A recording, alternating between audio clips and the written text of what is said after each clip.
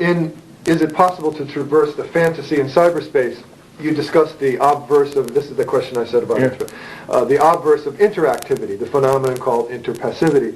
The distinguishing feature of interpassivity is that in it the subject is incessantly, frenetically even active while displacing onto to another the fundamental passivity of his or her being. And to avoid the cliched example of interpassivity, which is the canned laughter on a soundtrack, you point to the popular Japanese toy, the Tamagotchi, a virtual pet, that constantly places demands on its caretaker. Would you say that interpassivity is a characteristic specifically of the so-called postmodern condition, or of the human condition in general? I would say the same as with fetish, that at a certain level it is, I claim, constitutive of human condition as such. I claim that, which I try to develop in that book, The Plague of Fantasies, later, that a certain interpassivity is involved in the very Freudian notion of fundamental fantasy. You know this proverbial caricatural image of, but incidentally I learned, at least from my Slovene friends who did inquiries, to what extent this image is true, namely now that we are in Slovenia in capitalism. All the new nouveau riche businessmen like to go, there is tremendous market for them to go to prostitutes, to be beaten, to the sadomaso. So this caricature, I thought it's pure caricatural invention. It holds, you know, that these hyperactive businessmen need to fantasize about being reduced to this total passivity or whatever. And I am just trying to generalize this. That is to say, in order to be active, you have to fantasize about another scene where you are reduced to the utmost passivity, and which is why, in a new text of mine, which I really worked like crazy, I'm collapsing last year, I think that this is, I was not as charmed as some people were with the movie Matrix, The Matrix. But the only nice scene that I admire, it's this, how you think you are active, but then when you awaken, you see what you are in this total fetus, baby-like position in water. No? I think that the movie is very close to the truth. The only thing you have to do is to turn the term around. It's not that we imagine to be active in virtual manipulated reality, but really we are what we, you know that famous scene, this is the only scene that I like in the movie, when the guy awakens, Keanu Reeves, and sees, you know, like, there's thousands of this bath, like fetus were there. I think that the true problem is, why do we, while we are active, why do we have to fantasize that we truly occupy this passive position? And I think there is, I think that what you achieve in psychoanalysis, ideally in the psychoanalytic treatment, is precisely that you no longer need that passive support. But again, what interests me more are the recent political uses of it. Why is this interpassivity, namely why does it play a more crucial role today? Precisely because of this so-called hyper-frenetic rhythm of today's society and so on, where this interpassive dream is needed more than ever. Either in the way of how it even can have rather comical forms. Like, for example, how one of the shocking experiences of my political engagement in Slovenia was how the more when I was part of politics, how the politicians, it's not that we pure intellectuals who believe in our ideals versus corrupted politicians. Politicians, the more they were corrupted, the more they needed us as the other naive believer. They needed another one, like, we are corrupted, but at least you believe. You know, you need the other one who sincerely believes. Or, not to mention the example that I mention all the time, this typical Western progressive academic who needs the dream of there is another place where they have the authentic revolution or whatsoever. So that you can be authentic through another. But again, I don't think we can limit this to something specific only to our Western society, although there are other even more interesting examples that I didn't use. For example, did you notice what strange things are going on in today's art? I hate art. I don't have visual arts, and me this doesn't look well. It's even worse than cinema, because you know how is it with cinema and me.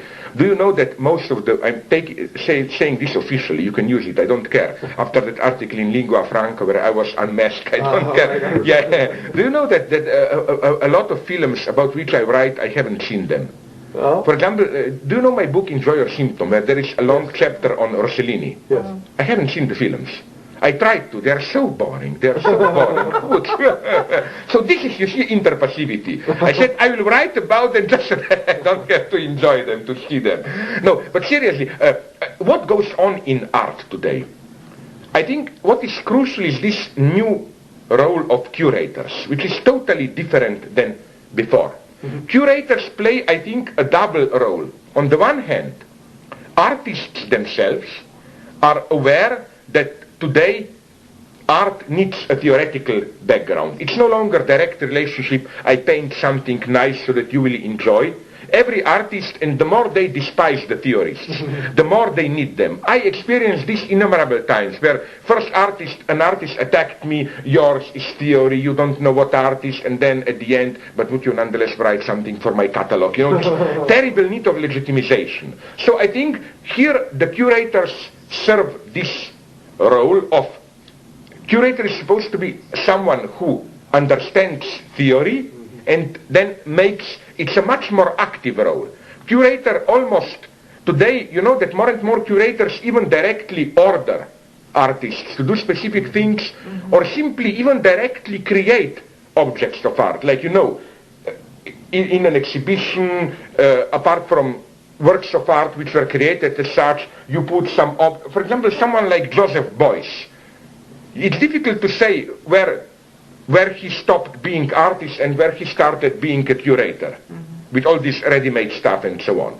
So, but on the other hand, I claim, now we enter interpassivity, isn't it that, how does the typical New York corrupted, whatever, visitor of the galleries, how does he or she act? Look, today there are so many exhibitions, you don't really have the time to really see all the pictures. So, but nonetheless people, intellectuals, discuss them. It is as if the curator was the one who really had the time to see all of it, to enjoy it passively, fully, no? So you are allowed to discuss it, no, that's crap, I like that artist, and people don't even, I notice how again and again people discuss works of art, you know, it's a little bit like Claude Lanzmann's Shoah. I have, although I know that this is untouchable almost, no, to mention Shoah, you know, you are not allowed to criticize it, it's the ultimate movie. It's almost to be a little bit ironic, like this iconoclastic prohibition, no. After that movie, you know, like, no God besides me, after that movie. But it's a very strange film, because I claim that it tries to make you feel guilty by its very form. It's so long, 9 hours. I will not name names. I can just guarantee you that a lot of people who wrote eulogies, praised the movie, haven't seen all of it. And it's you know, it's not only guilt about the Holocaust, but then the very film you are not able to see, then you perceive yourself as guilty for not seeing the film, which makes you even more guilty for the Holocaust. You know, it's a kind of superego structure built in the very film itself. So here I think it's another element of interpassivity, where an ideal passive position is constructed, which is simply presupposed. You don't see a film like Shoah, you discuss it. You presuppose another ideal passive viewer, which I doubt if there are many of them. And unfortunately, this is more and more the phenomenon today. For example, in philosophy, there are books which are big hits, but which are not read. For example, today in Germany, because of some other polemics about genetics, the author of that, his first big hit was the Critique of Cynical Reason, Peter Sloterdijk. He published now a book which is a big bestsellers. It will be in a couple of volumes. Now he published only the first 2 volumes. Each volume is between 800 and 1,000 pages. People talk about this book, and there is a big discussion at the same time in Germany, did anyone really read this book? There is a theory that there is an old retired lady in Karlsruhe that really read the book. No? So, you know, we really, how to put it, what we have more and more is this logic of how you presuppose the experience of the whole. And I play this game, you know at what level? Now I will discover to you, my God, let's go to the end in this lingua franca territory. Often, I don't have time to. The books about which I read, I will not tell you which ones, you know, more and more, my God, this is horrible to say, I rely on, you know what Cliff Notes is. Isn't this something perfect? And I think sometimes effects are even sublime. In one English version of Cliff Notes, it's called differently. This is for me the ultimate sublime. It's a Cliff Note version of the Bible. And you know that the Cliff Note book at the end you get the description of the characters, no? And it says, God, an old, omnipotent, but jealous gentleman, Christ, a young gentleman and it's wonderful, I mean. So my idea, of course, the ultimate dream here would be to write a Cliff Note of a non-existing novel. You go directly to the Cliff Note, and if reactions to the Cliff Note volume are good, then you write this would be interpassivity. Okay? For example, I played this interpassive game in one of my lectures where I started with let's recapitulate. No, I recapitulated something that I think that unfortunately again, far from being a joke, this is part of our rhythm. That there are books which are really already written as if they are their own Cliff Notes, how should I put it? No, as if, for example, a lot of precisely these psychological self-manuals, aren't they often written as their own recapitulation? How should I put it? So again, I think that there is something crucial in this about how today society functions.